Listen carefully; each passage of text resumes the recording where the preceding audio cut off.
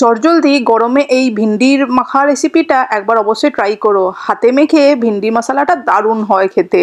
আমার তো অসাধারণ লেগেছিল, তাই তোমাদের সঙ্গেও শেয়ার করলাম। ভিন্ডিটাকে এরকম একটু 1/2 ইঞ্চি মতন লম্বা করে কাট করে এবারে এর মধ্যে দিয়ে দিচ্ছি একটু পেঁয়াজ কুচি, হলুদ, একটু লঙ্কার গুঁড়ো, নুন, সামান্য একটু পিঞ্চ অফ চিনি, একটু গরম মশলা, একটু আদা গুঁড়ো, একটু ধনে গুঁড়ো, একটুখানি রসুনের পাউডার, একটুখানি জিরে, সব কিছু দিয়ে একটু টমেটো ক্রাশ করে দিলাম।